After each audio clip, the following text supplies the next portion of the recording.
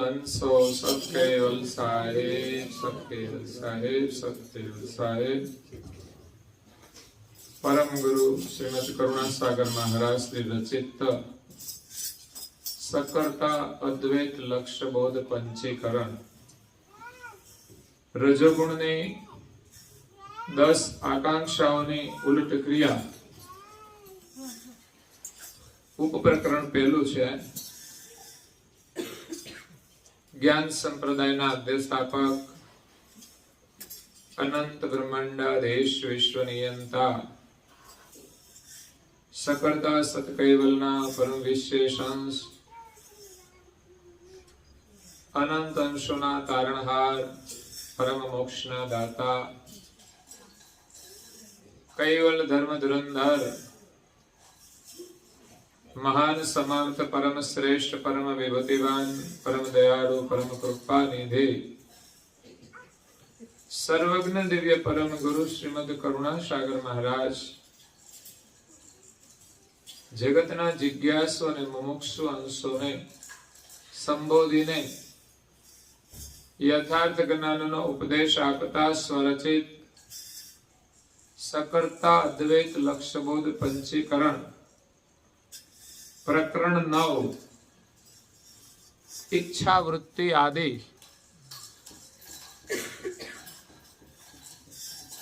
ઈચ્છા વૃત્તિ આદિ નિજ અંશ લક્ષણા સત્કૈવલ પરમ યજન પરમારથ સાધન. ઉલટ ક્રિયા નામનું આ પ્રકરણ છે. ઈચ્છા વૃત્તિ આપણી અંદર છે, એનાથી ઉત્પન્ન થયેલા 72 તત્વો જે આપણા શરીરમાં કામ કરે છે, એ શું ક્રિયા કરે છે એના વિશે આપણે આગળ કથામાં સાંભળ્યું હતું. પણ આપણે બધી કથા સાંભળીએ તો અને કાં તો ઘરે ગ્રંથનું અધ્યયન કરીએ તો. અહીંયા તો ખાસ ઉચ્ચાર આકાંક્ષા છે ને, ઉચ્ચાર એટલે બોલવાની આકાંક્ષા મુખ દ્વારા થાય છે. એમાં ખાસ ભાર મૂકવામાં આવ્યો છે કે 4 વેદની આદ લઈ 5 વેદનો અભ્યાસ કરવો. તો અહીંયા ઈચ્છા વૃત્તિના જે તત્વો છે, ઇન્દ્રિયો, અંતસ્કરણ, ગુણ, ગણ, એની સામાન્ય ક્રિયા બતાવી કે આંખ જોવાનું કામ કરે, કાન સાંભળવાનું કામ કરે, મુખ બોલવાનું કામ કરે. પણ આપણે શું બોલીએ છીએ, શું જોઈએ છીએ, શું સાંભળીએ છીએ એ મહત્વનું છે. આપણે શું કરીએ છીએ એ બહુ મહત્વનું છે. કારણ કે જે કરવાનું હતું ને એ બધું છોડીને આપણે ન કરવાનું બહુ કર્યું છે બધામાં. એટલે હવે જે ન કરવાનું છે ને એ બધું છોડી અને જે કરવાનું છે ને એમાં આપણે પાછા વળવાનું. એને ઉલટ ક્રિયા કીધી છે. ઉલટ ક્રિયાનો મતલબ ઉલટી ક્રિયા નથી, પણ જે ઉલટી કરીએ છે ને એને ઉલટાવવાની છે.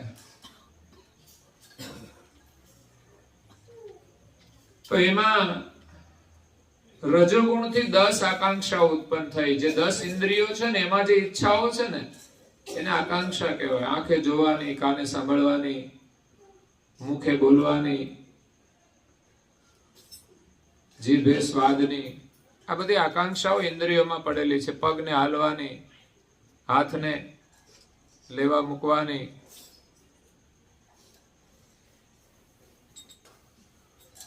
તો એ 10 ક્રિયાઓ છે. રજોગુણની 10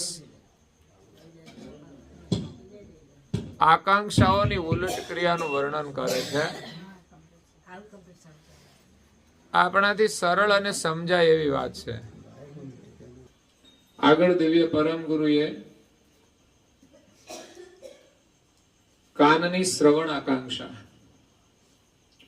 નાકની ગંધ આકાંક્ષા, નેત્રની નિરીક્ષણ આકાંક્ષા, જીવાની જે ક્ષુધા પીપાસા આકાંક્ષા, અને પાંચમી આપણે શ્રવણ કરી રહ્યા છે ઉચ્ચાર આકાંક્ષા. તો ચાર આકાંક્ષાઓની ઉલટ ક્રિયાનું વર્ણન કર્યું કે આપણે શું ખાવું પીવું જોઈએ. લગભગ તો આપણે જે ખાવાનું હોય એ જ ખાઈએ છીએ, પીવાનું જ પીએ છીએ, વધારાનું તો કઈ ખાતા નથી અને કશું પીતા નથી. બહુ તો ઘરમાં કોઈનું લોહી પીતા હોઈએ તો ઠીક છે.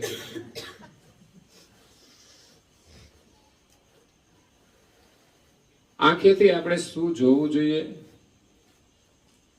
મુખ જીભ દ્વારા આપણે શું ખાવું જોઈએ. આપણે તો જેમાં સ્વાદ લાગે બધું ખાઈએ છીએ, પરંતુ શું ખાવું જોઈએ એ બહુ જ મહત્વનું છે. પણ આજે માણસની પાસે અક્કલ રહી નથી. ભણેલા ખરા બધા, પણ અક્કલ વગરના. આ સ્પષ્ટ કહું છું. એટલે કાને આપણે બહુ બધું સાંભળીએ છીએ, પણ હું સાંભળવું જોઈએ એ ખબર નથી હોતી. વાતો સાંભળવામાં બહુ રસ છે,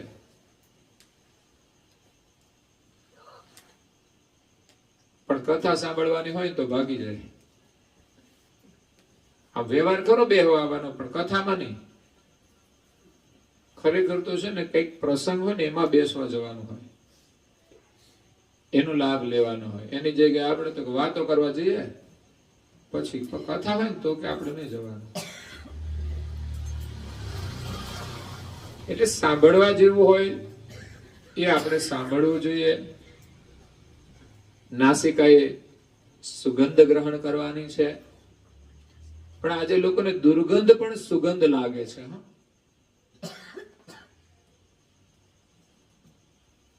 બહેનોને પૂછું, ભાઈઓના મુખ જરા સૂંઘી જોજો કેવી સુગંધ આવે છે. મોઢું બગડી જાય તમારું, પણ એને સુગંધ લાગે છે.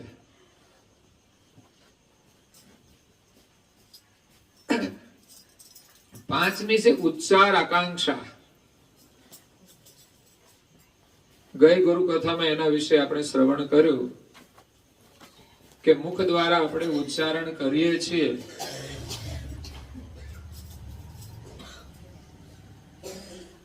એમાં સારું નરસું સાચું જૂઠું બધું બોલાય છે. આપણે જાણીએ છીએ કે સારું જ બોલવું જોઈએ અને સાચું જ બોલવું જોઈએ, પરંતુ આપણે એનું પાલન કરી શકતા નથી. વ્રત તો બહુ બધા કરીએ છીએ, પણ સત્યનું પાલન કરવાનું કોઈ વ્રત કરે છે? બધા વ્રત છોડીને એક જ વ્રત કરો કે આપણે સાચું જ બોલીશું, કાં તો આપણે જૂઠું નહીં બોલીએ. પણ એવું વ્રત કોઈ ના કરે. એટલે બોલવાનું બહુ મહત્વ છે. સત્ય બોલવું જોઈએ. સત સમાન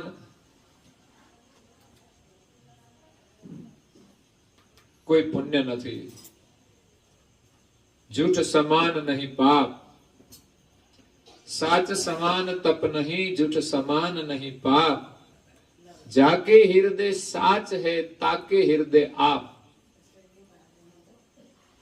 જેના હૃદયમાં સત્યતા છે એ જ વ્યક્તિ સત્ય છે.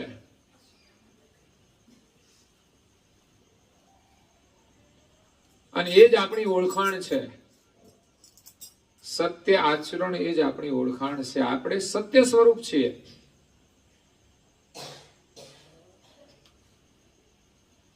પણ આપણે જૂઠા થઈ ગયા છીએ. જૂઠા માટે જૂઠું કરીએ છીએ. જૂઠો વ્યવહાર કરીએ છીએ. સાચો વ્યવહાર નથી કરતા. ભગવાનનું ભજન કરવાનું એ વ્યવહાર સાચો છે, એ આપણે નથી કરતા. અને વાતોનો વ્યવહાર વધાર્યો છે. એટલે તો તુલસીદાસ મહારાજ શ્રી એક ભજનમાં કહ્યું ને,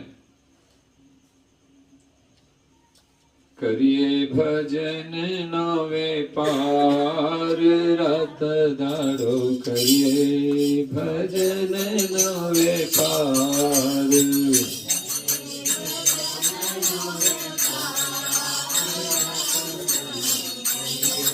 ભજન નો વેપાર, જૂઠો છે જગ વ્યવહાર રાત દાડો, કરીએ ભજન નો વેપાર.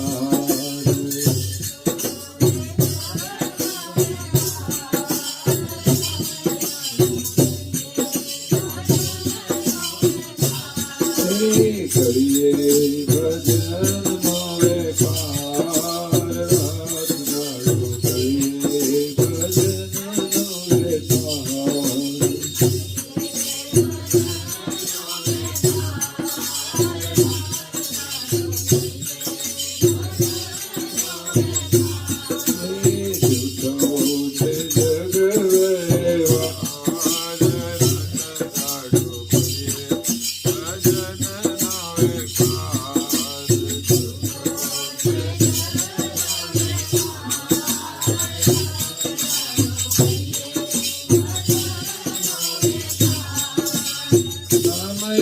સોનું જાણીને મોતી વાતો ભરીએ,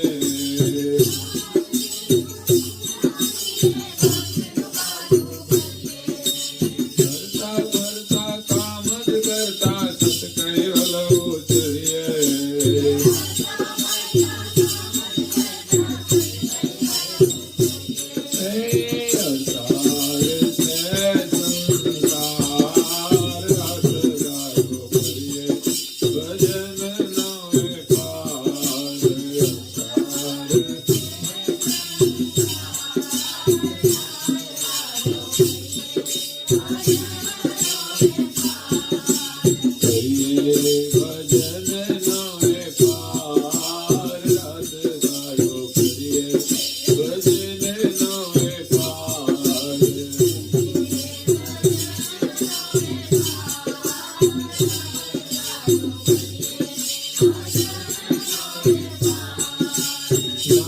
નાણું કમાવા ટાણું ભજન ભંડાર ભરીએ,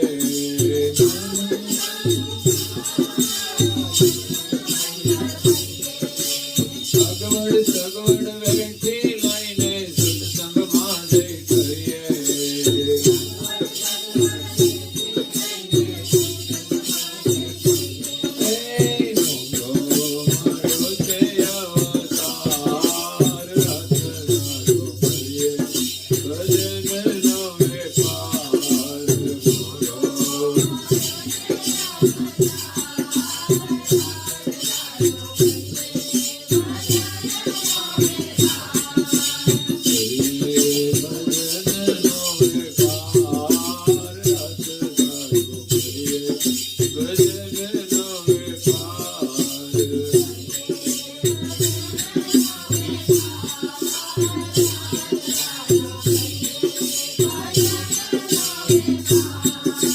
કીર્તનની સાચી કમાણી સંગાથે દોડવાની,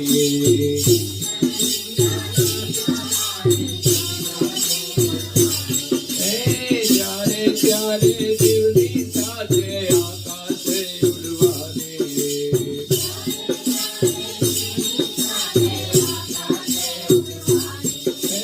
છોડવા પડશે ઘર-બાર રાત દાડો, કરીએ ભજન નો વેપાર.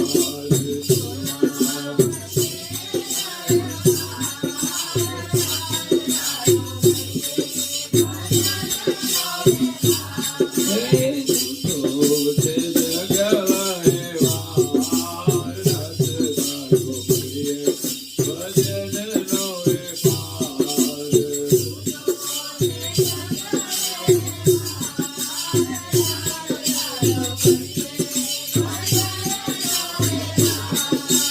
વચનામૃતનું પાન કરવામાં આમ ઓગાળી દઈએ,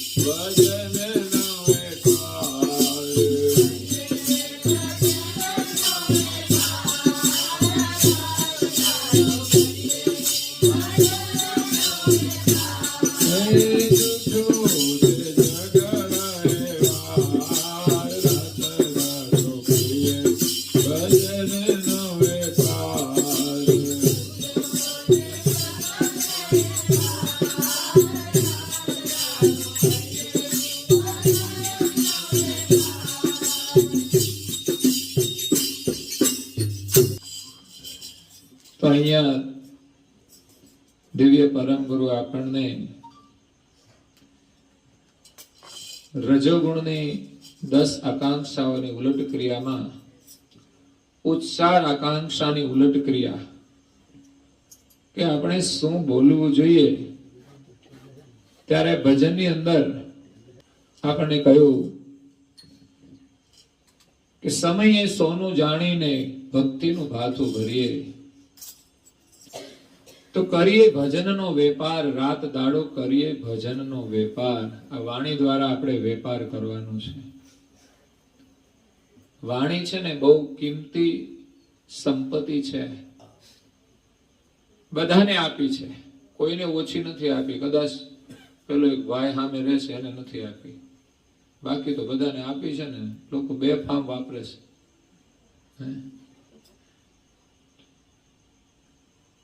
પરંતુ એનો આપણે જેટલો ઉત્તમ ઉપયોગ કરીએ એટલો એનો આપણને લાભ મળે છે.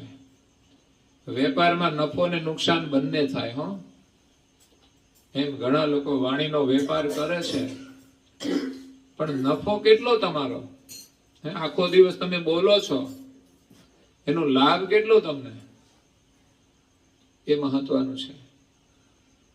એટલે અહીંયા જેટલો આપણે ભજનનો વેપાર કરીશું એટલો આપણને લાભ થશે. બાકી પરમ ગુરુ એમ કહે છે કે જે જૂઠું છે ને એનો ત્યાગ કરો. જૂઠો છે જગ વ્યવહાર, જગતની વાતો છે ને એ પણ છોડી દેવાની. આજો આવ્યો સંભાળતા ભાગશાળી તો કેટલો છે, એને સાંભળતો નથી તોય આવ્યો બોલો. અને ઘણા કાન આપ્યા છે ને તોય લાભ નથી લઈ શકતા. એ મહત્વનું છે. તો આ જીવન મળ્યું છે આપણને, સમય સુવર્ણ જાણી અને એ સમયની અંદર આપણે ભક્તિનું ભાથું ભરવાનું છે. હરતા ફરતા કામકાજ કરતા કરતા આપણે સત્કૈવલનું સ્મરણ કરીને પણ આ વાણીનો આપણે લાભ લઈ શકીએ છીએ. બાકી સારો સંસાર અસાર છે, એમાં કોઈ સાર નથી. આખી જિંદગી ભલે તમે મજૂરી કરશો પણ એમાંથી કંઈ પ્રાપ્ત નહીં થાય. જે કંઈ મળશે ને ભગવાનના ભજનમાંથી મળશે. ભલે જેને પૈસા બનાવવા હોય એટલા બનાવે, એનાથી કંઈ બહુ વધારે લાભ નથી. સારા કામમાં વપરાય ને તો ઠીક છે, બાકી તો બધું કચરોમાં, ખાવામાં એમાં બધા વપરાઈ જવાના, મોજશોખ કરવામાં વપરાઈ જવાના. એટલે મહેનત તમારી નિષ્ફળ જશે. અને મુખ્ય આપણને જે વાણી આપી છે એ મહત્વની છે, એનું મૂલ્ય કરવાનું છે. નામરૂપી નાણું છે, હરિના નામનું નાણું. હરિની હાટડીએ મારે રોજનું હટાણું, જોયું નહીં ટાણું કટાણું. હરિની હાટડીએ મારે રોજનું હટાણું. એમાં ટાણું કટાણું જોવાનું ના હોય કે અત્યારે જવાય કે ના જવાય, ટાઈમ નથી. એ જે ટાઈમ મળે, જે લાભ મળે નીકળી જવાનું. જોયું નહીં ટાણું કટાણું. લોકો રાત્રે ભજન કરતા હોય છે, દિવસે કામ કરતા હોય ને રાત્રે ભજનમાં જતા હોય છે. એટલે નામનું છે ને નાણું એ આપણે કમાવાનું છે. પેલું ભજન કહ્યું છે ને, કોઈ નાણું કમાયા હશે નામનું, અંત કાળે આવશે એને કામનું. ગાવશે કે નહીં? ફરતા બધા ભજનો ગાવાના. અને ભજનનો આપણે ભંડાર ભરવાનો છે. આપણે તો ભંગારનો ભંડાર ભરીએ છીએ, પણ જેટલું કરીએ છીએ ને બધા ભાગશાળી છે. બાકી તો બધા છે ને ખાલી હાથે જવાના. અગવડ સગવડ વેઠી લઈને સત્સંગમાં જઈને ઠરીએ. અગવડ હોય તો પણ એ વેઠીને આપણે સત્સંગમાં જવું જોઈએ. સગવડ હોય ના જાય, અગવડમાં હું જવાનો? સત્સંગમાં જવા માટે અગવડ હોય તો પણ એનો સામનો કરીને આપણે જવું જોઈએ. તો અગવડ છે ને એ સગવડમાં બદલાઈ જશે.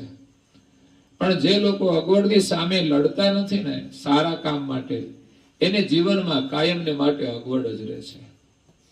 અને ખાસ તો સારું કામ કરવામાં જ અગવડ હોય છે. બાકી તો નવરા ધૂપ જેવા બેઠા હોય અને બીજે બધે તો હાજરી હોય જ. વહીવટ કરવાનો હોય ને ત્યાં તો બેસી જાય, પહોંચી જાય, કોઈ પૂછે નહીં તોય વાતો કરે. અને કહીએ જય વિધિ બોલવાની તો એ નહીં ફાવે. ત્યાં મુક્તિ થાય શું આપણાથી? મસાલા જ ખવાય? આપણે સારું બોલી ના શકીએ. આવું પવિત્ર સ્મરણ જય વિધિ ગૌરવપૂર્વક બોલવું જોઈએ. આપણા ઘરમાં બધાને આવડવું જોઈએ. તો આ મોંઘો મળ્યો છે અવતાર, રાત દિવસ આપણે કૈવલનું ભજન કરી લઈએ. કીર્તનની સાચી કમાણી આ મુખ દ્વારા ગાયને થાય છે ભાઈ. સંગાથે આવવાની છે અને જ્યારે ત્યારે જીવની સાથે આકાશે ઉડવાની. આકાશે ઉડવાની. જ્યારે જીવ જશે ને આકાશમાં ત્યારે એની હાથે ઉડવાની. અને બધું અહીંયા સંસારના વૈતરા કર્યા છે ને એ બધા અહીંયા જ પડ્યા રહેવાના. એ કોઈ આડે ના આવે. જેટલું ભેગું કર્યું બધું અહીં જ રહેવાનું. ઉડે એવી વસ્તુ તો ભજન છે જે આપણી સાથે આવે. બાકી કોઈનો બંગલો હારે આવ્યો છે કોઈ દિવસ? નિધન થાય આવો સરસ બંગલો છે કે બીજે જાય મળે ના મળે? એ તો સારા કામ કર્યા હોય તો મળે, નહીં તો ના મળે. કૂતરાને પૂછો, લડે છે બધા. અહીં ગામમાં ગધેડા આવ્યા તો ભસવા મળ્યા. જાણે એમનું ગામ હોય એમ. એને એમ કે આ અમારા ગામમાં આવીને રાજ કરશે એમ.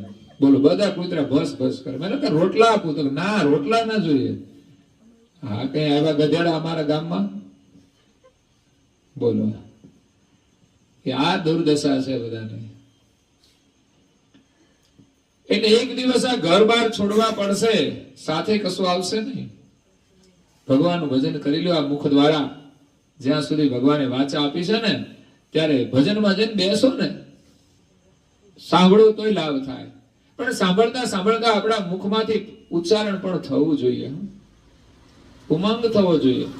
બોલવામાં એક ઉમંગ હોય છે. માણસ છે ને જો ઉમંગ હોય તો બોલે, ઉમંગ ના હોય તો ના બોલે. તમે બોલાવો તોય ના બોલે. આવું બને છે કે નહીં ઘરમાં?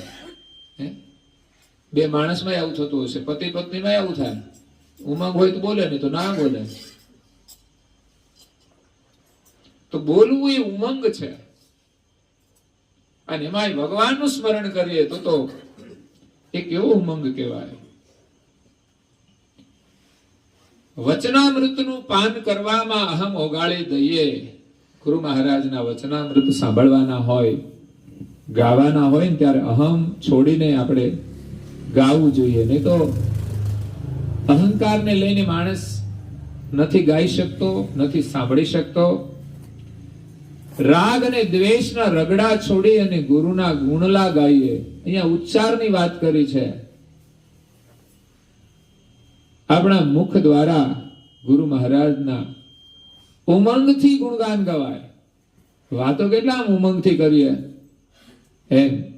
જો કે અમારી બહેનો તો ભજન તો ઉમંગથી જ કરે. હા, એ ઊભા થઈ જાય પછી તો પૂછવાનું જ નહીં.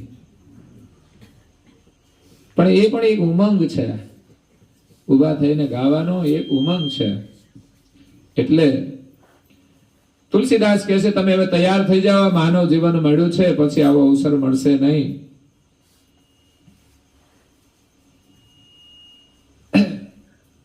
તો ઉચ્ચાર આકાંક્ષા કરતા માલિકે આપણને આપી છે એક અમૂલ્ય સાધન છે. બાકી વાણી ન બોલાય ને ત્યારે ખબર પડે કે વાણીનું શું મૂલ્ય છે. વાણી વિના કેટલી અગવડ પડે ને, એ વાણી જ્યારે ન બોલાય ત્યારે ખબર પડે. ઈશારા કરવા પડે, સમજે ના સમજે. અને મૂંગા મૂંગા જિંદગી કાઢવાની ને, તો વધારાનું ના બોલીએ તો કઈ વાંધો ખરો? અને સારું બોલવામાં કઈ વાંધો ખરો?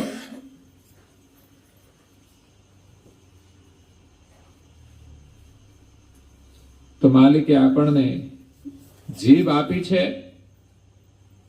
એનાથી ઉચ્ચારણ થાય છે અને મુખ દ્વારા આપણે ઉચ્ચારણ કરીએ છીએ.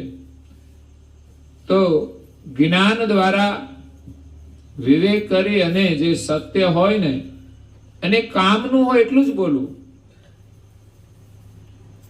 જૂઠું જેટલું છે એ બોલવાની પ્રવૃત્તિનો ત્યાગ કરવો. કામ સિવાયનું બોલવાનું હોય, ભલે જૂઠું ના હોય, એ પણ છોડી દેવું. કારણ કે બોલવાના જે સંસ્કાર પડી જાય ને, પછી કામ વગરનું બોલીએ ને તો કામનું રહી જાય. પછી એ તો સીધી જ વાત છે. આપણે ક્યાંય ફરવા જઈએ છીએ તો જોડે કેટલો સામાન લઈએ? જોઈએ એટલો જ ને, કે વધારાનો લઈ જાવ, ઉપાડવો પડે આપણે. એમ આ બધું વધારાનું બોલીએ, જે કંઈ કરીએ ને બધું આપણે બોજ જ છે. ઘરની સમસ્યાઓનું કારણ જ આ છે કે વધારાનો બોજ લઈને લોકો ફરતા હોય છે ને, એ સમસ્યા ઊભી કરે છે, અગવડ ઊભી કરે છે. એટલે આપણા શરીરની અંદર મન અને પ્રણવ વડે વાણી ઉચ્ચારણ થાય છે. એ પ્રાણ પણ ખર્ચાય છે. પ્રાણ એ જીવન છે અને જેટલું બોલીએ છીએ ને એટલું જીવન જલ્દી ઓછું થાય છે. એમને શાંતિથી બેસીએ ને તો ધીમે ધીમે પ્રાણ ચાલે. પણ તમે બોલો ને એટલે આમ જેમ ઓલા નળ તમે ફાસ્ટ કરો ને કેમ ફુવારો મારે, એમ પછી વાણી નીકળે. પણ સારા કામમાં જો વપરાય તો વપરાય તોય વાંધો નહીં. ચાલો વહેલા જતા રહીએ તો વાંધો નહીં, પણ એનો ઉપયોગ તો થઈ ગયો છે ને સારા કામમાં. પૈસાઓ એ સારા કામમાં ઝાઝા વપરાય તો વાંધો નહીં, પણ ખોટા કામની અંદર વપરાય તો મોટું નુકસાન છે. તમે વિચારો છો કઈ વાપરો ત્યારે કે આ ક્યાં વાપરીએ છીએ? અને હું માગું તો કે નથી પૈસા. બોલો, હું એમ કહું કે આપણે સેવા કરવાની, તો કે નથી. તો આટલા રાખો ને કે. એટલે હારા કામમાં આપણે વાપરવાના હોય, ખોટા કામમાંથી બચાવવાના હોય. હારા કામમાં કંઈક વાપરશો તો ખોટા રસ્તેથી આપણા પૈસા પાછા વળશે. એટલે જેટલું વધારાનું છે એ આપણા માટે દુઃખરૂપ છે. તો આપણો જે શ્વાસ છે ને એ પણ ઓછો થાય છે. બેઠત 12, ચલત 18, સોવત તૂટે 30. બેસીએ ને તો 12 આંગળ પ્રણવ ચાલે. ચલત 18, ચાલીએ એટલે થોડું ગતિ વધી જાય એટલે 18 આંગળ સુધી બહાર આવે. એટલે ઝડપી શ્વાસ વપરાય જાય. ચાલવાથી વપરાય છે. એટલે કામ વગરનું બહુ ફરવું નહીં, જરૂર હોય તો જવું. અને સુવામાં 30 આંગળ તૂટે. બહુ ઊંઘવું નહીં. જરૂરથી વધારાનું ઊંઘીએ તો આપણું જીવન ઓછું થાય છે. એની અંદર શ્વાસ વધારે વપરાય છે. આપણને એમ થાય હુંએ એટલું લાભ જ છે ને, આપણે ખર્ચો ના થાય એમ. પણ એમાંય હુતા લોકો પ્રાણ ખર્ચે છે, જીવન ઓછું થાય છે.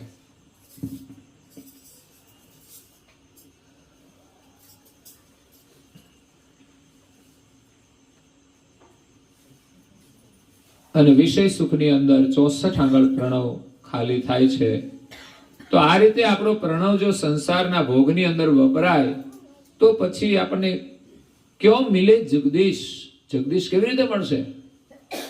બાકી તો મળી ગયા છે ભાગશાળી કહેવાય, બાકી મળે નહીં હો જગદીશ. નામે મળી જાય ભાગ્ય કહેવાય. પણ આ જગતના જે ઈશ છે ને જગદીશ, એને મેળવવા માટે આપણે ભગવાનનું સ્મરણ કરવાનું છે. એના માટે આ જીવન મળ્યું છે અને એ જ આપણને વાણી આપે છે. તો એની કેટલી અકળ કળા છે. બાકી જો આ માઇક્રોફોન બગડી ગયું છે ને તો બોલવાની મજા ના આવે. ગળું ખરાબ થઈ ગયું ને, આ ભગવાનની કેટલી કળા છે. તો પરમ ગુરુના બોધ વડે આપણે ઓળખવાનું છે કે શું બોલવું, શું ન બોલવું. તો પરમ ગુરુએ કહ્યું કે શાસ્ત્રની આજ્ઞા લઈ 5 વેદનું અધ્યયન કરવું અને એનું ગાન કરવું, ઉચ્ચારણ કરવું. કે જેની અંદર આપણી જીભ છે ને એના સ્મરણની અંદર રંગાઈ જાય. જે આપણે ગાઈએ છીએ ને એનો રંગ આપણને લાગે છે. હે મને લાગ્યો તમારો સત્સંગ, રોજ વિના ગમતો નથી. રંગ લાગી જાય ને તો પછી આ મુખ દ્વારા આપણે ગાયા જ કરીએ. અને જે આપણા સ્વામી છે, જે આપણા પરમ પિતા છે, એના તો ગુણગાન ગાવાનો આપણને ઉમંગ હોવો જોઈએ. એ જ જીવનનો સાચો આનંદ છે. બાકી સંસારના લોકોની વાતો કરીને આપણને શું મળવાનું? ભગવાનના ગુણગાન ગાવાના છે કે એને આખું જગત બનાવ્યું છે, એ ચલાવે છે. બાકી તો આપણાથી તો પાપડે ના ભાંગે. કરતા હતા એ છે, એનો મહિમા અપરંપાર છે, એના આપણે ગુણગાન ગાવાના છે. આપણે તો લોકો 2 પૈસા કમાઈ જાય તો એના ગુણગાન ગાવાના શરૂ કરી દે, એની પાછળ પાછળ ફરે. થોડી સત્તા મળી જાય તો એની પાછળ પાછળ ફરે, થોડું રૂપ મળી જાય તો એની પાછળ ફરે છે. પણ જે આ જગતનું સર્જન કરે છે, જે સંચાલન કરે છે, જેને આપણે બધી શક્તિઓ આપી છે, એ માલિકના આપણે ગુણગાન ગાવાના છે આ મુખ વડે. તો વાણી છે ને એ અમૂલ્ય શસ્ત્ર છે, હથિયાર છે. આપણી રક્ષા પણ કરે છે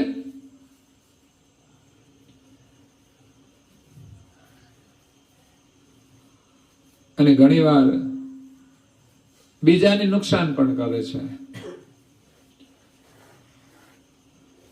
તો સત્સંગ વડે આપણે શું બોલવું એનો અભ્યાસ કરવાનો છે. અને વાણીનો આપણે સારો અભ્યાસ કરીશું ને તો આપણી વાણી છે ને એ જ્ઞાન રૂપ બની જશે. એ જ્ઞાનની આપણને જાણ થઈ જશે તો આપણે જ્ઞાનની સ્થિતિમાં રહીશું. અને પછી આ મુખ દ્વારા છે ને આપણને એ સિવાયનું કંઈ બોલવાની ઈચ્છા જ નહીં થાય. મીરાને પૂછો, નરસિંહ મહેતાને પૂછો, એની લગ્ન લાગી ગઈ ને પછી એને બીજા કોઈની વાત નથી કરી. મેરે તો ગિરધર ગોપાલ દુસરો ન કોઈ, એને એક જ દેખાય છે. એમ પરમ ગુરુ જે કૈવલનું લક્ષ્ય લઈને આવ્યા છે, જેનાથી આ જગત ચાલી રહ્યું છે, જેણે આ જગતનું સર્જન કર્યું છે, એ જ સર્વત્ર દેખાય. એનાથી વિશેષ આપણા માટે શું હોઈ શકે? સવારે ઉઠીને એનું સ્મરણ કરીએ, નાઈ ધોઈને પેલી એની જ પૂજા કરીએ અને પૂરું થયા પછી શાંતિથી બધું કરવાનું. બીજું રહી જાય તો ચિંતા નહીં, ભગવાન બીજો જન્મ આપશે. બાકી જો ભજન રહી ગયું ને તો ફરી માનવનો જન્મ નહીં મળે. પછી તો કાગડા કૂતરામાં ફર્યા કરવાનું અને ભસ્યા કરવાનું, લડ્યા કરવાનું. દુર્દશા કેવી છે જીવની! આ થોડો સમય નહીં સાચવે તો એની સજા કેવી છે, વિચાર કરજો.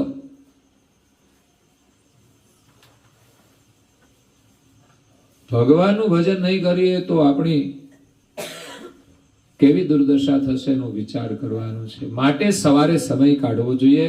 આપણે ત્યાં હજી પ્રવૃત્તિ ચાલે છે, એમાં અગવડ સગવડ વેઠીને પણ આ લાભ લેવો જોઈએ. ઘણા બધા મંદિરમાં આવે છે, સેવા કરે છે. એને અગવડ તો હોય છે તોય આવે છે, એને કામ પણ હોય છે તોય આવે છે. ફોન કરીએ અને આવી જાય, એ ગૌરવની વાત છે.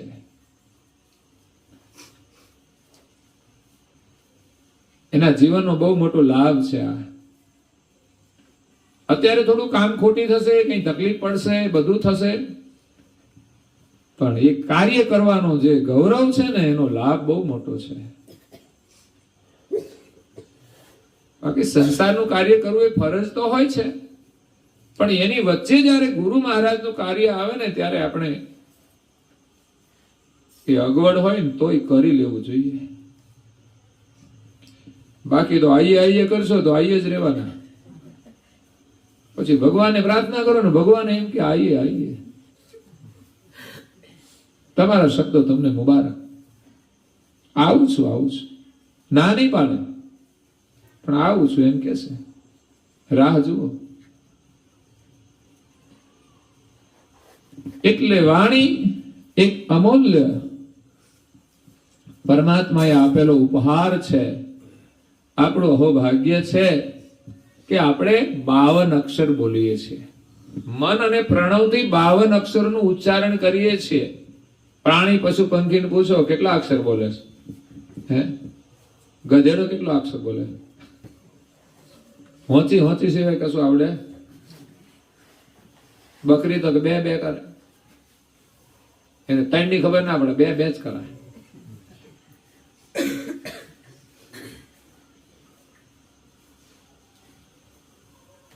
પ્રાણીની સ્થિતિ છે અને આપણને મનુષ્ય બનાવ્યા છે. અને વાણી આપી છે આપણને, એનો મતલબ એવો નહીં ગમે એમ પાણીની જેમ આપણે વાપરીએ. વાણીને પાણી ચોખ્ખા રાખો. તો વાણી એસી બોલીએ મનવા શીતલ હોય. વાણી એવી બોલવી જોઈએ કે જેનાથી આપણું મન શીતળ થાય. શાસ્ત્રોમાં કહ્યું છે કે મનના 3 દોષ છે: મન, શરીર અને વાણી. મનથી માણસ 3 પ્રકારે દોષ કરે છે. એક તો માણસ બીજાના ધનનું ચિંતન કરે છે. પારકાના ધનનું ચિંતન કરવાથી આપણને શું લાભ? તો કે આપણને લોભ જાગે, બીજું તો શું થાય? બીજાના પૈસા જોઈને આપણે વિચારીએ અને ચિંતન કરીએ તો શું થાય? તે નુકસાન છે. બીજું, માણસ પોતાના મનથી બીજાની હાનિ કરવાનો વિચાર કરે છે, બીજાને નુકસાન કરવાનો. આવું ક્યારેક ભૂત સવાર થઈ જાય કે મારું એને બગાડ્યું છે ને એટલે તારું મારું બગાડ્યું છે. ઘણી વાર તો ઘરમાં લડતા હોય તો બે હામા થઈ જાય એટલે એકબીજાનો દુશ્મન બની જાય. તો મનથી બીજાના નુકસાનનું ચિંતન કરવું. અને ત્રીજો મનનો દોષ છે મનની માન્યતાને મહત્વ આપવું. આપણે કઈ મસાલા છોડ્યો, ના એના વગર તો ચાલે જ નહીં. આ મનની માન્યતા છે. ના છૂટે એ મનની માન્યતા છે, બીજું કઈ નહીં. ના હું છૂટે. હમણાં જો એકાદી નળી બ્લોક થઈ જાય ને ડોક્ટરને દાખલ કરે ને દવાખાને, પછી ડોક્ટર કે આ તમારે જીવવું હોય તો આ છોડી દો તો છોડે. ના હું છૂટે. મન મક્કમ જોઈએ, પણ મનની માન્યતાને મહત્વ આપે છે. બસ આમ પોતાની માન્યતા પ્રમાણે જીવે છે. એટલે માણસ વિવેક નથી કરી શકતો કે મારે આ જે વાયરો જ ખરાબ છે, બધા ખોટા, એક કામના નહીં, બીજું કઈ નથી. હાલો, માણસે જે છોડવા જેવું હોય ને એ છોડી શકતો નથી. હાલો, માણસને જે છોડવા જેવું હોય છોડી શકતો નથી પોતાની માન્યતાના કારણે, અને સારું કરી શકતો નથી. આપણે કઈ કથામાં તો કે મારાથી ના હોય, કારણ કે માન્યતામાં બંધાયેલો છે. બાકી અત્યારે ઘણા બધા નવરા બેઠા જ છે.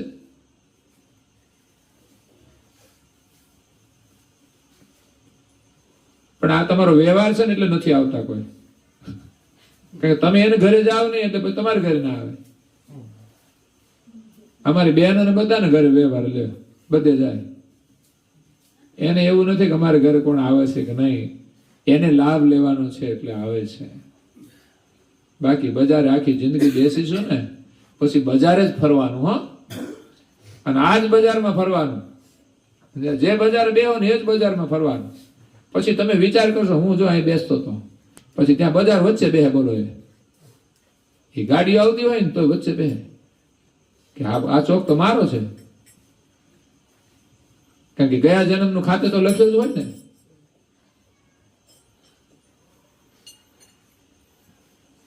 ખોટી જગ્યાએ બેસવું ના જોઈએ. ના પાનની દુકાને બેસવું જોઈએ, ના બજારે બેસવું જોઈએ. આ કોઈ બેસવાની જગ્યાઓ નહીં. તમારે કામ હોય તો બેસો, ભેગા થઈને કંઈક કામ કરો, સારું. બાકી ઘરમાં બેસો, સારું પુસ્તક વાંચો, પરિવાર સાથે થોડી સારી ચર્ચા કરો, તો લાભ થશે જીવનમાં. બાકી ખોટો અભ્યાસ થઈ જશે ને, જીવન આપણું ચાલ્યું જશે. તો મનના 3 દોષ.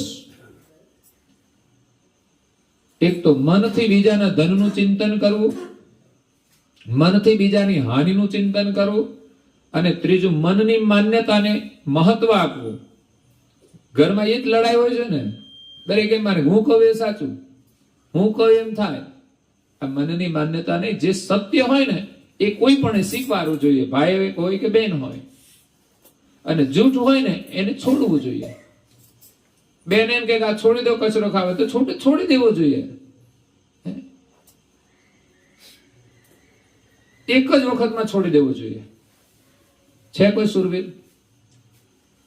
નથી. મનની માન્યતાને મહત્વ આપી દીધું, સત્યને નજરઅંદાજ કરી દીધું, અને જૂઠનું પોષણ કરીએ છીએ. કેટલું નુકસાન! જિંદગી ખર્ચાઈ જશે આમાં, અને જીવાત્મા 84 ના ચક્કરમાં ચાલ્યો જશે. પછી ભગવાન જાણે ક્યારે માનવનો અવતાર મળે. બીજું, શરીરના 3 દોષ છે, અને એ 3 દોષ છે કામ, ક્રોધ અને લોભ. ક્રત માણસ કર્મ કરે છે. લોભ વૃત્તિથી માણસ બીજાનું ધન ચોરી કરે છે. ચોરી ઘણા કરતા હોય છે. નોકરી કરતા હોય તો ગમે ત્યાં ચોરી મોકો મળવો જોઈએ લોકોને. મફતનો 1 પૈસો આપણા ઘરમાં આવ્યો ને સમજવાનું, એ આપણને સુખ નહીં આપે. આપણી મહેનતની જ કમાઈનું આપણે લેવું જોઈએ, બીજું કઈ નહીં. વધારાનો 1 રૂપિયો આપણે લેવો જોઈએ નહીં.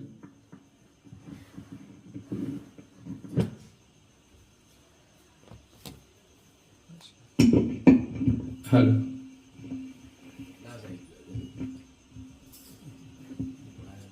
અનિત્યનું ધન, કોઈ વસ્તુની ચોરી, મફતનું કોઈને ત્યાં જઈએ લાવો, આપે ને તોય ના લેવાય. કઈ નથી જોઈતું અમારે, બહુ અમારે ઘણું આપ્યું છે ભગવાને. પછી પ્રેમથી આપે અને સ્વીકારીએ એ અલગ વસ્તુ છે. બાકી આપણી ચાહના ના હોવી જોઈએ કે મને તમે આપ. લોભ વ્રત માણસ પાપ કરે છે. પાપનો બાપ છે લોભ.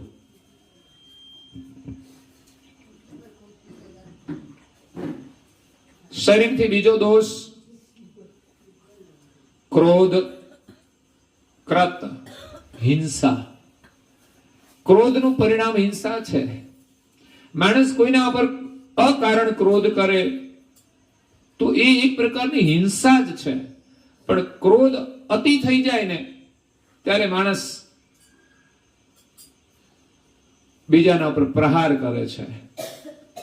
અને એથી વિશેષ ક્રોધ વધી જાય તો માણસને મોતને ઘાટ પણ ઉતારી દેતા હોય છે. તો આ ક્રોધની હિંસા છે. લોભ વ્રત ચોરી, ક્રોધ કૃત હિંસા કરે છે, અને કામ કૃત માણસ દુરાચાર કરે છે. કામના માણસને ભ્રષ્ટ કરી દે છે, પોતાના પથ ઉપરથી એમને ભટકાવી દે છે.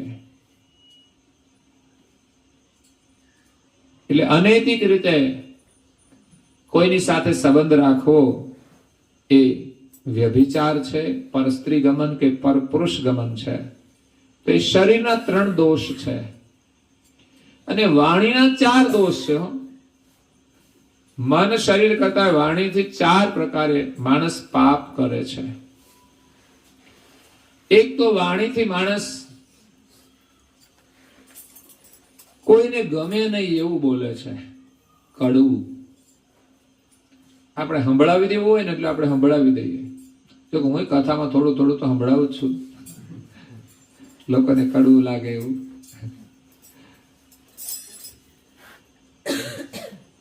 બીજી વાણીનો દોષ છે કામ વગરનું બોલવાનું, કડવું બોલવાનું, કામ વગરનું બોલવાનું, અસંબંધ વાર્તાલાપ, જેની સાથે આપણો કોઈ સંબંધ નથી, જે વાતની કોઈ જરૂર નથી, એવી વાતો કરવામાં આપણે સમય બરબાદ કરીએ છીએ.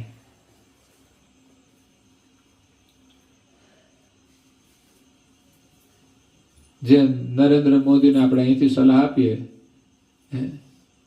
એની હારે આપણે શું લેવા દેવા? અને જે લેવા દેવા હોય એ તો પાછું આપણે કઈ કરતા નથી. પ્રધાનમંત્રી એમ કે આમ તમે બધા નાગરિકો કરજો, તો એમ આપણે કરતા નહીં. અને આપણે એને સલાહ આપીએ, એની સલાહ લેવાની નહીં.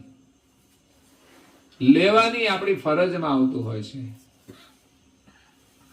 પણ એ આપણે કરતા નથી. એટલે વાણીથી અસંબંધ વાર્તાલાપમાં આપણો સમય બરબાદ થાય છે. અને ખોટી વાત કરો ને એટલે ભગવાનના ગુણગાન ગાવાના હોય તો એનો રસ હોય ને હુકાઈ જાય. તમે જોજો, ઘડીક વાતો કરો ને તમને મજા આવી જાય, પછી ભજનમાં રસ નહીં પડે. હાલો ને આજે તો કોઈ આવ્યું નહીં, જતા રહીએ ઘરે, એ એકલાય ભજન થાય. આ તો ઠીક છે, આપણે સમૂહ ભજનનું આયોજન કર્યું છે, બાકી તો મારે તો કોઈ મંડળ નથી લ્યો, હું એકલો જ ભજન કરું. 12 વાગી જાય, 2 વાગી જાય, તો મારે કરવું હોય તો કરું. બાકી એવું થોડું ટાઈમ થઈ ગયો ભૂઈ જવાનું, જેવી મોજ.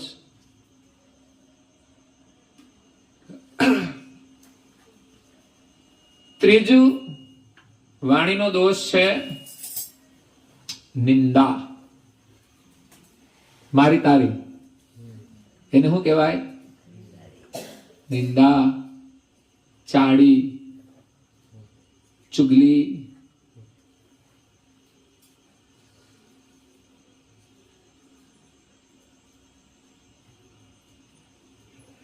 તો એનાથી આપણે બચવું જોઈએ. જો ભગવાનના ગુણગાન ગાવા હોય તો. અને ચોથો દોષ છે જૂઠું બોલવાનો. સ્વાર્થના કારણે માણસ જૂઠું બોલતો હોય છે, બાકી જૂઠું બોલવાની જરૂર શું? કાં તો માણસ જૂઠું કરે તો જૂઠું બોલે, સીધી વાત છે ને. ખોટું કર્યું એટલે કોઈને ખબર ના પડે તો આપણે ખોટું બોલવાના. એટલે આ 4 વાણીના દોષ છે. મહાપુરુષો એમ કે છે કે સાપ આપણે દંશ આપે ને તો એક વાર મારે છે દંશ, પછી ફરી ના મારે. એક દંશ માર દે ને પછી ખબર પડી જાય કે હવે કામ પતી ગયું. પણ માણસ છે ને એ વારંવાર દંશ મારતા હોય છે વાણીથી. એટલે સાપના દંશ કરતાંય વાણીનો જે દંશ છે ને એ વધારે ખતરનાક હોય છે. સાપનો દંશ માર્યો હોય ને એનું ઝેર ઉતરી જાય, અને માણસ જે ડંખ મારે ને એ જિંદગીભર ભૂલતો નથી માણસ. શરીર ઉપર કોઈ ઘા માર્યો હોય ને રૂજાઈ જાય, એટલે ભૂલી પણ જાય ક્યાં ઘા લાગ્યો તો એ. પણ વાણીનો ઘા લાગે ને એ મને લાગે છે આ જન્મમાં તો ના ભૂલે, પછી બીજા જન્મમાં મને લાગે છે નહીં ભૂલતો હોય. ઘણી વાર કૂતરા અમુકને જોઈને ભસે, એનું કારણ શું છે? મને લાગે ગયા જન્મનો ખબર પડી ગઈ છે કે આ છે ને એ મને બોલી ગયો હતો, એટલે મારે હવે એનું વળતર વાળી લેવું છે. અને જરૂર લાગે તો બચકું ભરી લે, કારણ કે એનું લેણું હોય તો બચકું ભરી લે. એટલે મહાપુરુષો કહે છે બોલવામાં હંમેશા સાવધાની રાખવી જોઈએ. 4 વાત આપણે જો સમજી લઈએ ને તો આપણા દુશ્મન છે ને એ પણ મિત્ર બની જાય. ઘરમાં ઝઘડો થાય ને અને ક્રોધ આવે ને એ સમયે ચૂપ થઈ જવું અમારા રાજુભાઈનો જીવન મંત્ર છે. હા, મન કઈ પણ બોલે ને એટલે આપણે ચૂપ થઈ જવાનું, એટલે મગજ મારી જ નહીં. બોલો, મને જીવન મંત્ર મળ્યો. મેં કીધું ઘરમાં ઝઘડો થાય તો શું કરે? તો ચૂપ થઈ જવાનું. એ બોલે તો બોલવા દેવાના, બીજું શું? એક સમજી જાય ને તો કામ થઈ જાય. પણ બે હરખા ભેગા થાય ને એટલે ઉપાધિ. એટલે ઘરમાં ઝઘડાના સમયે જે ક્રોધ કરે ને, કોઈ એકાદ ક્રોધ કરે તો એના સામે તમારે ચૂપ થઈ જવાનું, તમારે ગુસ્સો નહીં કરવાનો, તમારે કશું બોલવાનું જ નહીં. એ જાતે ટાઢો પડી જશે.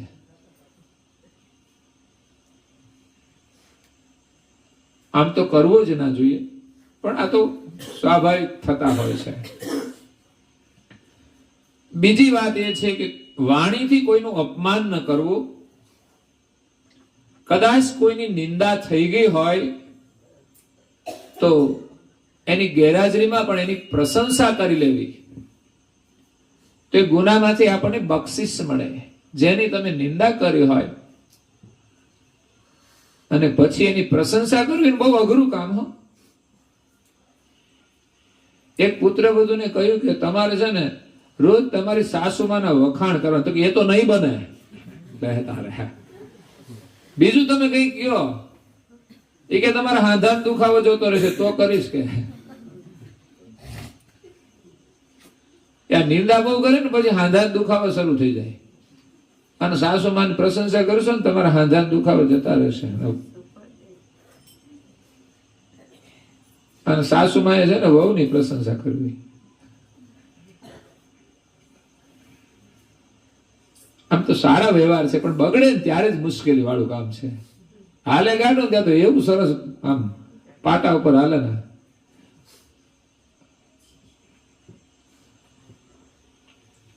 ત્રીજી વાત છે, જેની સાથે આપણે બોલતા ના હોય એની સાથે પ્રેમથી બોલવાનો પ્રયાસ કરવો. ઘરમાં એવું હોય ઘણી વાર એકબીજા કંઈક બોલી જાય તો એક દિવસ બે દિવસ ના બોલે પછી બોલવું પડે ને. એમ આપણે કાયમ માટે કોઈના દુશ્મન નથી. કોઈની સાથે કંઈક ઝઘડો થયો હોય 2 વર્ષ 5 વર્ષ ક્યારેક થયું હોય, પણ પછી ભૂલીને આપણે બોલવાનું શરૂ કરીએ છીએ તો એક સારી વાત છે. એમાં કંઈ આપણું નુકસાન નથી થતું. ઘણા એમ કે હું નમું જ નહીં, હવે નમે ને એની ઘરમાં એવું જ થાય. પછી સમજ્યા? એ અક્કડ જે બહાર હોય ને એ ઘરમાં નડે. પછી એ નમે નહીં ને. નમ્રતા એ બહુ મહત્વની છે. ક્યાંક ક્યાંક યુક્તિપૂર્વક નમ્રતા રાખીને આપણે કામ કરી લેવાનું હોય, નહીં તો અક્કડતાથી છે ને કામ આપણું બગડી જાય છે. અને ચોથી વાત લખી છે કે બોલતી વખતે આપણે આપણું હૃદય છે ને એ મધુરતાથી ભરી દેવું, પ્રેમથી ભરી દેવું. વાત કરો તો એટલા પ્રેમથી કરો ને એટલે દુશ્મન પણ તમારો મિત્ર બની જાય.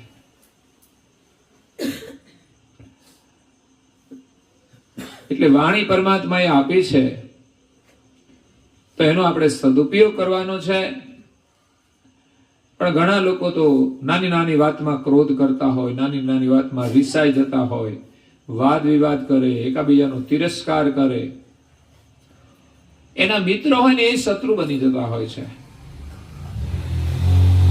ક્યારે બોલવું, કેટલું બોલવું, શું બોલવું એ બહુ મહત્વનું હોય છે. ગમે ત્યાં પાણી ઢોળાય ને પછી કાદવ થાય, કીચડ થાય. એમાં વાણી તમે ગમે ત્યાં પછી ગમે તેમ વાપરો તો શું થાય? પાણી વસ્તુ ઉપયોગની વસ્તુ છે અને તમે રોડ ઉપર નાખો તો શું થાય? ગંદકી થાય છે. એમ આપણે બોલવામાં બહુ ધ્યાન રાખવું જોઈએ. બોલવાની જગ્યાએ બોલો અને ચૂપ રહેવાની જગ્યાએ ચૂપ રહો. અત્યારે હું બોલું છું તમે બધા ચૂપ બેઠા છો, આ વિવિધ છે. એમ ઘરમાં આવું જ કરવાનું. ભાઈ બહુ વધારે બોલતા હોય તો બહેનો ચૂપ રહેવું, બહેનો વધારે બોલતા હોય તો ભાઈએ ચૂપ થઈ જવું. એટલે શાંતિ ઘરમાં. ઓછું બોલવાની જગ્યાએ ઓછું બોલો, સાંભળવાની જગ્યાએ સાંભળો. અને ક્યાંય સંભળાવવાનું હોય ને તો સંભળાવો. સારું, તમારી પાસે કોઈ વાત આવી હોય તો સંભળાવો, પણ આપણે તો ન સંભળાવવાનું સંભળાવી દઈએ, એમાં તૈયાર લ્યો. અને સારી વાત સાંભળવા તૈયાર નહીં, એવા લોકો હોય છે. એટલે સાંભળવાની જગ્યાએ જે બોલે ને, સાંભળવાનું એ જગ્યાએ બોલે ને, એની અક્કલનું પ્રદર્શન થાય છે. અને બોલવાની જગ્યાએ જે ચૂપ રહે ને, એ માર ખાય છે એમ કહેવાય. બોલવાનું હોય ત્યાં બોલે નહીં તો પછી માર ખાવો પડે. એ ચોર આવ્યા હોય ને પછી કઈ પૂછે ને તો જવાબ આપી દેવો પડે, નહીં તો માર ખાવો પડે.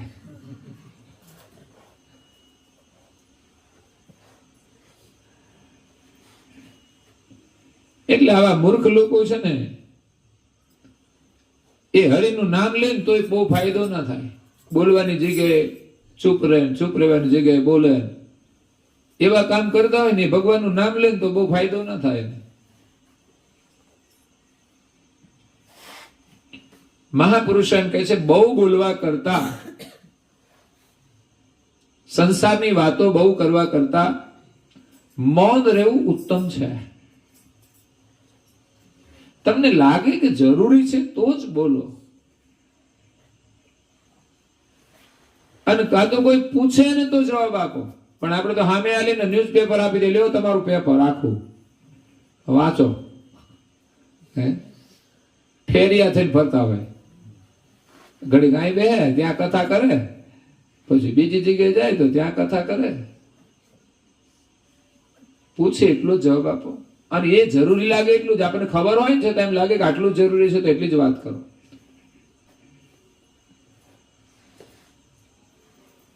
અને હંમેશા સત્ય બોલો, મધુર બોલો, આપણને પ્રસન્નતા મળે માટે બોલો.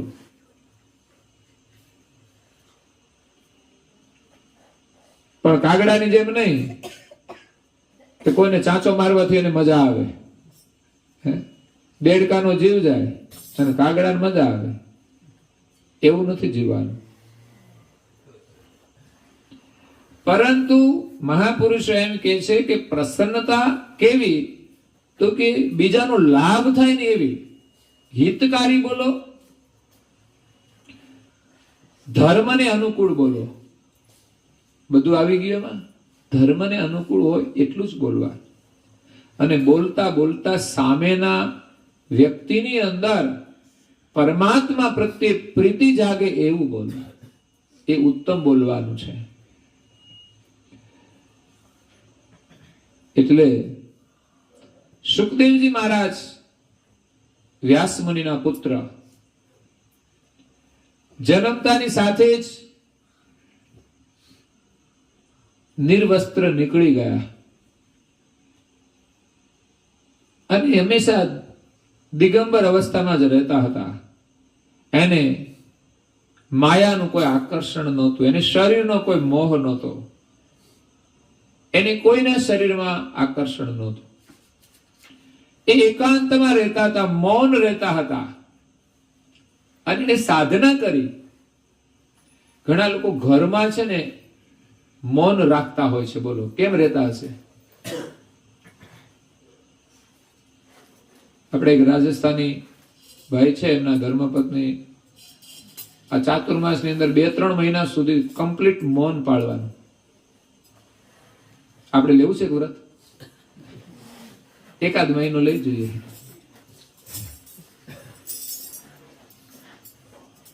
કડવા ચોથ હારી અને બીજું કયું શુક્રવારનું શું આવે? શુક્રવારે જીવંતિકા આવે. એ સારું, પણ આ છે ને મૌન લેવું ને અઘરું કામ છે. અનુભવ કરી જુઓ, અંતર ચિંતન થશે. એટલે સુખદેવ મુનિ મૌન રહી અને સાધના કરતા, અને પછી બોલ્યા ને તો એના મુખમાંથી ભાગવત ની સરિતા સરી પડી. બોલ્યા તો કેવું બોલ્યા? આજે અનેક કથાકારો એની કથા કરે છે, એવી વાણી બોલ્યા છે કે જીવનું એમાં કલ્યાણ થાય, જે ભગવત રસની અંદર આપણને તરબોળ કરી દે એવી વાણીનું ઉચ્ચારણ એ કર્યું છે. અષ્ટાવક્ર મુનિ હતા. એ પણ એક નાની ઉંમરના હતા, પણ એ બોલ્યા નહીં તો અષ્ટાવક્ર ગીતા બની ગઈ. આજે પણ એ જ્ઞાનથી ભરેલી છે. કોઈ એનું અધ્યયન કરે ને તો એ પણ જ્ઞાનની અંદર તરબોળ થઈ જાય. આપણે ત્યાં કેટલા સારા સારા ધર્મ ગ્રંથો છે, પણ ક્યાં કોઈને સમય છે વાંચવાનો. આપણા ગામમાં બધા ભેગા થાય, પણ ભેગા મળીને આપણે આવી કંઈક પોઝિટિવ પ્રવૃત્તિ કરવી જોઈએ. ગામનું એક સંગઠન હોવું જોઈએ, યુવા સંગઠન. ભેગા મળી અને સમાજ વિકાસની પ્રવૃત્તિ કરે, એનું ચિંતન કરે કે આપણે શું કરી શકીએ. પણ નવરા બેઠા આપણે શું કરીએ? બીજું તો વાતો કરીએ અને કચરો ખાઈએ, બીજું શું થાય આપણાથી? આ છે આપણી કમજોરી. અમે હમણાં ગયા ખુશાલપુરા ગામે. ખુશાલપુરામાં જઈને અમે તો ખુશ થઈ ગયા, ખુશહાલ થઈ ગયા. મેં કીધું પહેલી વાર આવા અમે યુવાનો જોયા છે, એટલા ઉત્સાહમાં કે જે ગામડાની અંદર સુવિધાના નામે કશું નથી, બધાએ મહેનત મજૂરી કરી અને ત્યાં મંદિર બનાવ્યું છે. ત્યાર પછી દર વર્ષે કાર્યક્રમો ઉજવે છે. તો 2 દિવસ એની મહીબીજની ઉજવણી થાય. કેમ તો કે બધાના ઘરે ઘરે પરમગુની પધરામણી કરવાની હોય, આરતી કરવાની હોય, અને આપણે 3 કલાકની શોભાયાત્રામાં 15 મિનિટ અડધો કલાક રહીને નીકળી જાય. હજુ ગૌરવની તમને ખબર નથી કે આ શોભાયાત્રા પરમ ગુરુની નીકળે છે. એની અંદર જોડાઈ રહેવું ને ગૌરવની વાત છે. બાકી એવું નહીં આપણા ઘરે આવે ત્યારે જ ઉભું રહેવું પછી નીકળી જવું.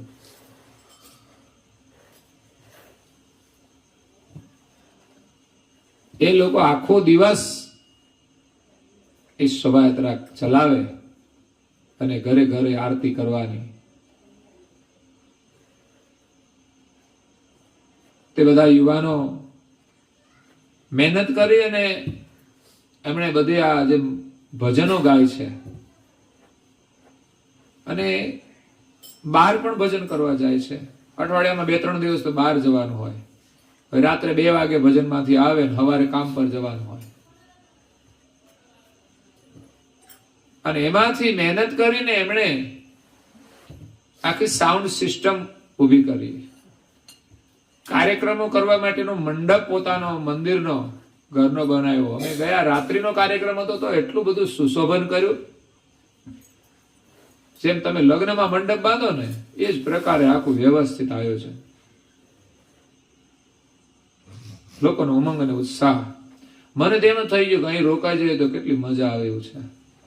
એક તો ગામડાનું કુદરતી વાતાવરણ, શાંતિ. અહીંયા તો કેટલી ગાડીઓ ફરે છે, ટ્રાફિક જામ હોય બધે. ત્યાં તો કોઈ ગાડી જોવા ના મળે બહુ, એટલી બાઇક હોય. એટલું બધી સાદગી, બધાના સાદા ઘર. તમને આમ ભજન કરવાનો ઉમંગ થાય. અને યુવાનો એટલે બધા ભેગા મળીને બધું કામ સંભાળી લે. 2 દિવસથી તૈયારી કરતા હોય. એવું નહીં કે આજે પ્રોગ્રામ છે તો આજે હજુ કામ બાકી હોય. આજે પ્રોગ્રામ હોય તો એનું કામ બપોરે થઈ ગયું હોય. એટલું બધું આયોજન પરફેક્ટ. તો એ બધા સાથે મળીને કરે તો થાય. એમાં ભજન ગાય એટલે 2 તો બેન્જા વગાડવા વાળા, 2 ઢોલક વગાડવા વાળા, 2-3 ગાવા વાળા, 4 અને ગાય એટલે અદ્ભુત ભજન ગાય છે. ઉમંગ અને ઉત્સાહ બહુ અદ્ભુત છે. તો આ યુવાનોની અંદર શક્તિ છે, સંસ્કાર છે. અભ્યાસ કરીએ ને તો થાય છે. બાકી ઘરમાં બેસી રહે તો શું લાભ મળવાનો? જીવીને જતા રહેવાના. તો અહીંયા અનેક મહાપુરુષો થઈ ગયા છે ને બોલ્યા છે. કરુણાસાગર બાપજીએ પણ કેટલી વાણીનો ઉચ્ચાર કર્યો છે, પણ કેવું જ્ઞાન છે. કરુણા સાગરનું એ જ્ઞાન સિંહ ગર્જના સમાન એ સુરાહો તો સુણજો કાન એ કાચા પૂચાના નથી કામનું હો નથી કામનું. આખું ભજન ગાવ ને તમારી ઊંઘ ઉડી જાય એવું છે. એટલે બહેનો છે ને ઘરે જઈને એકવાર ગાવાનું. ભજનમાં ગાવ ને પછી તમારે ઘરે જઈને એક ભજન ગાવાનું. એને સંભળાવવા માટે જ ગાવાનું. ખરેખર પરિણામ આવશે, જોજો તમે. એ આવતા નહીં તો કઈ નહીં, એને ઘરે સંભળાવવાના ભજન. પણ તમારી હિંમત હોવી જોઈએ એકલા ગાવાની. પુસ્તિકા જોઈને ગાવાનું.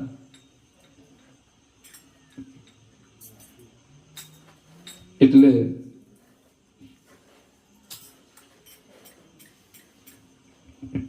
વાણી એક અમૂલ્ય શક્તિ છે. વાણી જો માણસ સાચી ઉચ્ચારે ને તો એ સત્ય બની જાય છે.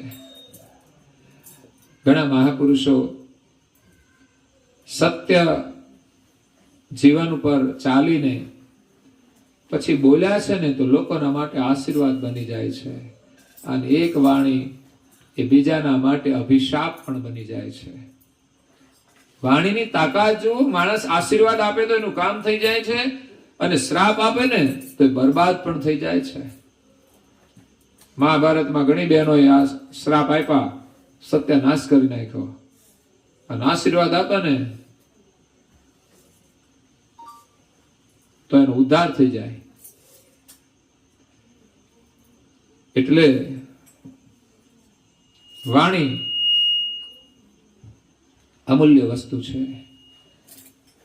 એક મિયાભાઈ હતા, મિયા હસન. એમના પડોશની અંદર એક મધ વેચવાનો ધંધો કરે અને પૈસાદાર થઈ ગયો મધ વેચીને. એટલે મિયાભાઈને એમ થયું કે હું પણ મધ વેચવાનો ધંધો કરીશ. એમની પત્નીને કીધું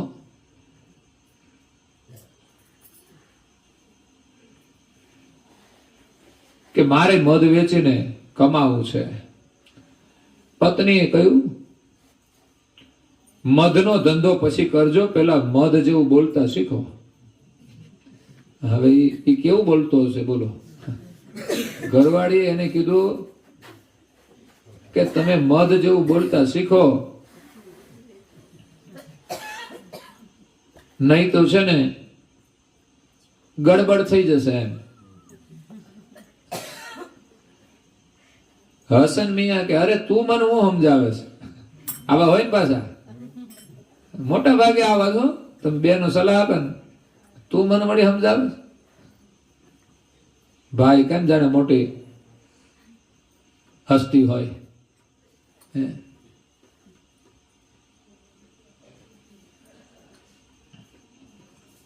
એટલે પત્નીને ઠપકો આપીને તો નીકળી જ ગયો મધ વેચવા. હા, મધ લઈને કે છે મધ લ્યો ભાઈ, મધ લ્યો, બૂમો પાડે. પણ એનો સ્વભાવ ને વાણી એવી ને એટલે કોઈ મધ ના લે. ઘણા લોકો ઉતરાવે એનું માટલું અને ચાખે અને પછી લે ને એટલે એવો ખારો થાય.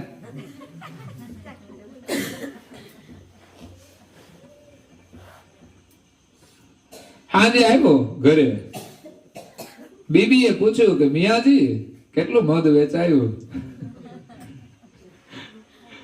તો હસન મિયા કે ગ્રાહકો છે ને નાલાયક છે. કે બધા બેવકૂફ છે. કેમ? તો કે માટલું ઉતરાવે, મધ ચાખે ને પછી લેતા નથી કે. એમ ઘણા લોકો છે ને મીઠાઈની દુકાનમાં જાય, લાવો તો પેલું લાવો તો પેલું લાવો, તો લેવું ના હોય કશું હું તમે સાખ્યા કરો. પેલું કેવું છે?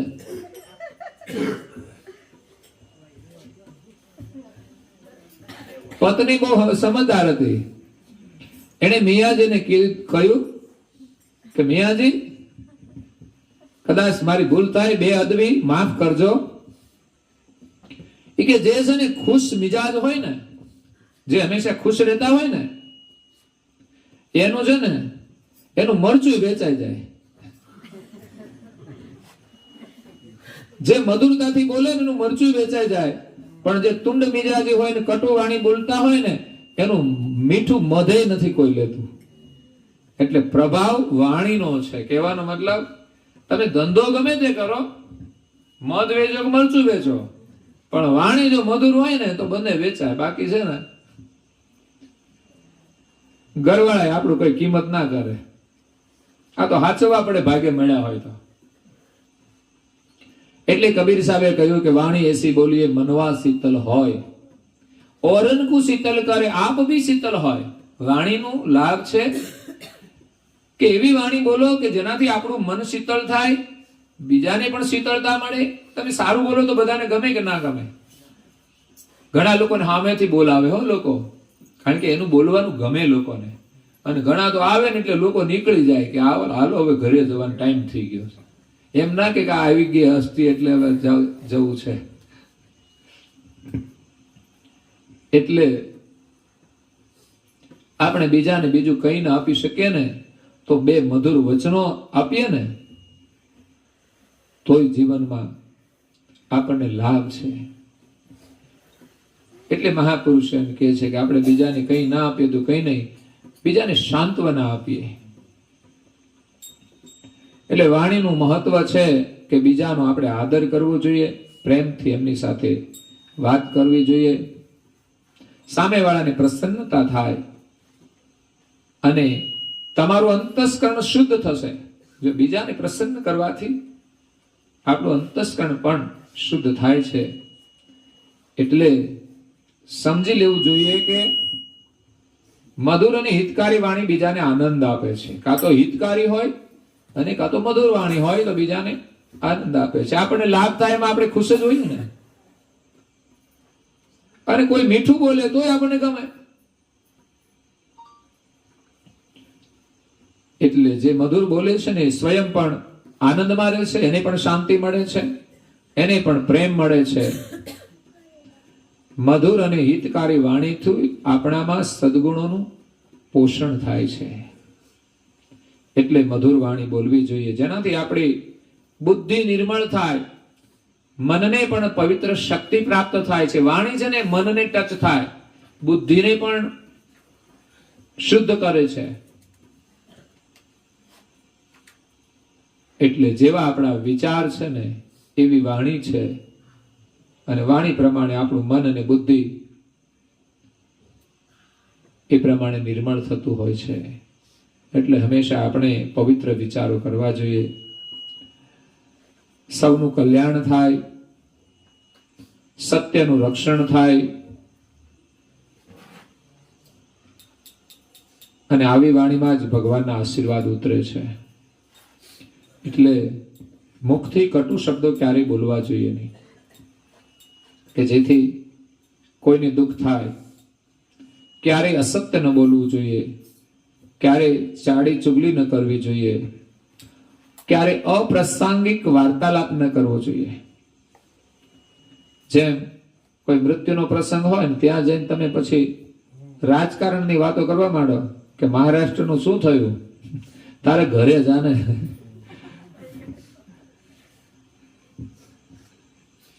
અહીં એ કથા કરવાની છે, અહીંયા ભગવાનની વાતો કરવાની હોય. પણ માણસ પ્રસંગ વિરુદ્ધ જો વાત કરતા હોય ને તો એ કોઈને ગમતું નથી, એ સારું નથી લાગતું. નિક્કી पे फीकी लगे बिन अवसर की बात, जैसे बिरन के युद्ध में रस सिंगार न सुहार. યુદ્ધમાં જવાનું હોય ત્યાં કઈ દાગીના પહેરી ના જવાનું હોય, એ કઈ શોભા ના આપે. ત્યાં તૈયાર થવાની જરૂર નહીં, મેકઅપની જરૂર નહીં. ઝાંસીની રાણી લક્ષ્મીબાઈ હતા ને, યુદ્ધ માટે નીકળી પડ્યા હતા, અને આપણે તો મેકઅપ કરવામાં રહે લોકો. એ હું પછી ધર્મ યુદ્ધ કરે. એટલે સમય પ્રમાણે આપણે કામ કરવું જોઈએ. તો આજે વાણીનો જે મહિમા છે એની ઉલટ ક્રિયા કરુણાસાગર બાપજીએ બતાવી છે કે જેની સાથે ભગવાન સાથે આપણું જોડાણ થાય. વાણી એક અમોલ હૈ જો કોઈ બોલે જાણીને બોલો. હૈયે તરાજુ તોલી ફિર મુખ બહાર આની. હૃદય રૂપી ત્રાજવામાં તોડીને બહાર કાઢવાનું. એનો મૂલ કરી તોલ કરીને તમે વાણીને બહાર કાઢો. બાકી ઘણા લોકો છે ને ઘરમાં બોલતા હોય તો હુકમ ચલાવતા હોય એમ જ બોલતા હોય, જાણે એ કઈ રાજા હોય. ઘણા લોકો બૂમો પાડીને બોલવાની ટેવ હોય. ઘણા લોકો અશ્લીલ શબ્દો બોલતા હોય, કોઈ કડવું બોલતા હોય. આ 4 દોષ છે વાણીના. એક હુકમ શાહીથી બોલવું એ સારું નથી. ઘણા ભાઈઓને એમ અહમ હોય છે કે અમે તો કઈ ઘરના, એટલે અમારે તો પત્નીના આદેશથી જ કહેવાનું એમ. એને ખબર નથી ઉપરવાળાનો આદેશ થઈ જાય ને તો બધો આદેશ તમારો જતો રહેશે. એટલે અહમ રાખીને આદેશપૂર્વક નહીં બોલવું જોઈએ. ઘરમાં છોકરા હોય તો બધાની સાથે પ્રેમથી જ વાત કરો. બૂમો પાડીને બોલવાની ટેવ હોય ઘણાને. ગમે તેની યારે વાતો કરે તો બૂમો પાડીને બોલતા હોય. બીજું, અભદ્ર ભાષા, અશોભનીય ભાષા ક્યારે બોલવી ના જોઈએ ને કડવું ક્યારે ના બોલવું જોઈએ. એટલે હિતકર બોલો, આવશ્યકતા પ્રમાણે બોલો, મધુર બોલો, પ્રિય બોલો, સત્ય બોલો. આ બધા વાણીના ગુણ છે. સૂકું ભોજન છે ને લુખું સૂકું હોય ને માણસને તૃપ્તિ ના આપે, એમ વાણીની અંદર પણ મધુરતા હોવી જોઈએ. નહીં તો લુખી વાણી છે ને માણસને પ્રસન્નતા નથી આપતી. એટલે પ્રસન્નતાથી બોલો. આવશ્યકતા હોય ત્યારે કોઈને દંડ આપવાનો હોય તો પણ શાંતિપૂર્ણ વચનોથી પણ તમે એને દંડ આપી શકો છો, એને સમજાવી શકો છો. એક ભાઈ તો કહે છે, મેં કીધું તમે તિલક કરતા નથી? તો કે અમારે મજૂરો હારે છે ને મગજમારી કરવાની હોય અને ફાયરિંગ કરવાનું હોય એટલે પછી અમને તિલક કરતા શરમ આવે. એ તકલીફ વાળું કામ છે. મજૂર એટલે એની આગળ તો ફાયરિંગ જ કરવાનું હોય એમ સમજે લોકો. બોલો, પણ કાલ સવારે મજૂર નહીં મળે તો કામ કોણ કરશે? તમારાથી તો થાય એમ નથી. એટલે મજૂર આપણા છોકરા જ સમજીને કામ કરો ને તો કામ થશે, બાકી નહીં થાય. એ કે આટલા બધા પૈસા હોય તો તું જાતે કર ને, એટલા બધા તને લાભ થાય. બીજું શું? એટલા બધા ના હોય તો એટલું કામ તું કરી લે, જાજા પડતા હોય તો. પણ એ બધું મજૂર બનીએ ત્યારે એમ થાય કે આખી જિંદગી મજૂરી જ કરવાની.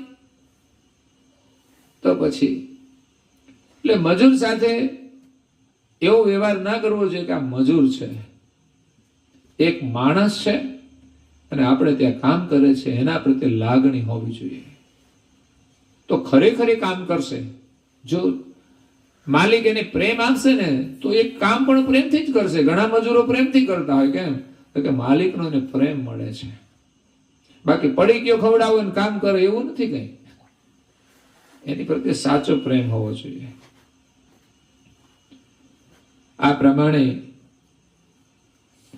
જો યોગ્ય રીતે તમે વચન બોલશો ને તો તમારો લક્ષ્ય છે ને સિદ્ધ થઈ જશે અને સામેની વ્યક્તિ પણ એ ઉદ્વિગ્ન નહીં થાય, ભલે એની ભૂલ હોય તો પણ. એટલે સુંદર રીતે સાંત્વનાપૂર્ણ, મધુર અને સ્નેહયુક્ત વચનો સદાય બોલવામાં આવે તો માણસને વશ કરી લે છે.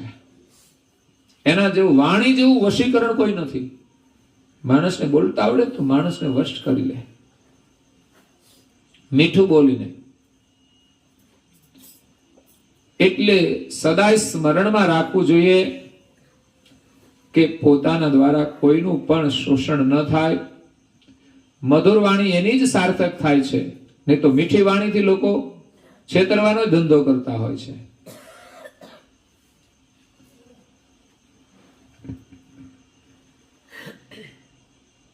નમન નમન મેં ફેર હે બહુત નમે નાદાન, દગલબાજ દોઢા નમે.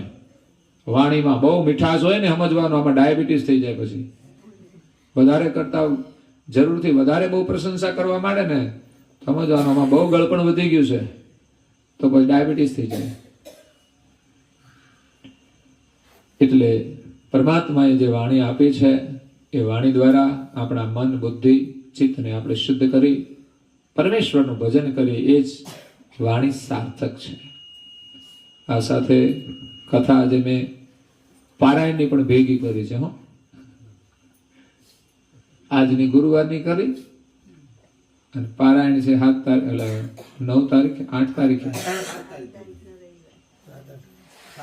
7 તારીખે તો એની પણ આજે ભેગી મારી કરી દીધી છે. પછી તો થશે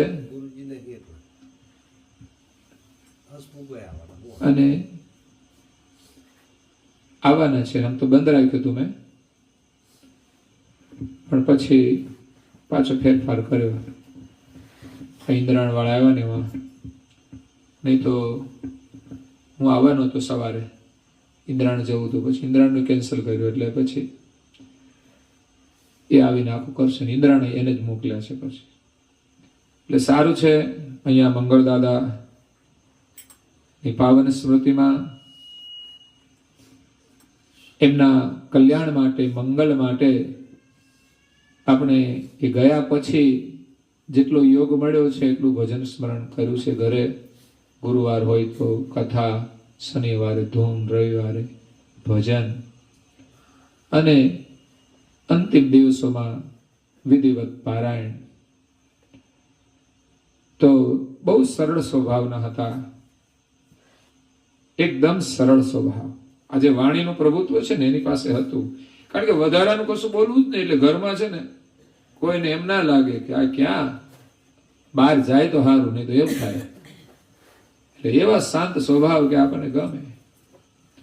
હા, એને થોડી નિવૃત્તિ લઈ લીધી એટલે થોડી હસમુખભાઈને ખોટ પડતી હતી કે મારે એકલા બધું કરવું પડે છે એટલે નવરો નથી રહેતા. પણ નિવૃત્તિ તો છે ને સમયસર બધાને આપી દેવી જોઈએ ને, લઈ પણ લેવી જોઈએ ભગવાનનું ભજન કરવાનું. આપણી જવાબદારી પૂરી થાય ને એટલે પછી પરિવારમાંથી થોડી નિવૃત્તિ લઈ અને રોજ નિયમિત સમયસર ઉઠીને પ્રાર્થના ને ભજન ને બધું જ કરવાનું. અને પછી સમય રહે એટલું વ્યવહાર સાચવો તમે. તો મંગળ દાદા એનું સારી રીતે જીવન જીવી અને એમની યાત્રા પૂરી કરીને ગયા છે. પાછળ બાળકોને સારા સંસ્કાર આપીને ગયા છે. ત્યારે પરમ ગુના શરણમાં આપણે પ્રાર્થના કરીએ કે સદગત આત્માને પરમ શાંતિ મળે, આપના સાનિધ્યમાં નિવાસ મળે, પુનઃ માનવનું જીવન મળે અને આપનું શરણ મળે, આપની ભક્તિ મળે. એ જ અમારી પ્રાર્થના છે. અને આ સત્સંગ અને પારાયણ દ્વારા એના આત્માની પ્રસન્નતા થશે કે મારી પાછળ મારા બાળકોએ આવું આત્મકલ્યાણનું ઉત્તમ કાર્ય કર્યું છે, પરમ ગુરુના આશીર્વાદ છે, એનાથી પ્રસન્ન થાય છે. અને પરિવારજનો છે એમને પરમ ગુરુના ખૂબ આશીર્વાદ છે કે સત્સંગ પારાયણ દ્વારા એઓ પિતાના ઋણમાંથી મુક્ત થઈ અને પરમ ગુરુના આશીર્વાદથી એની ભાવિ પેઢીને પણ એક પરમ ગુરુના આશીર્વાદ આપે છે. એ ઉમદા કાર્ય છે. એટલે એનો પૂરો લાભ લેવો જોઈએ, એનું ચિંતન કરવું જોઈએ. એવું નહીં કે આપણે માત્ર કર્મકાંડ કરીએ છીએ કે આ ક્રિયા કરાવવા પૂરતું નથી. સત્સંગ એ આપણા લાભ માટે છે. જે કોઈ આવ્યા છે બધાને લાભ મળશે. તો આજે એક વાત તો પાછી કહેવાની છે કે આપણે એક જાહેરાત તો ચાલે જ છે મંદિરની.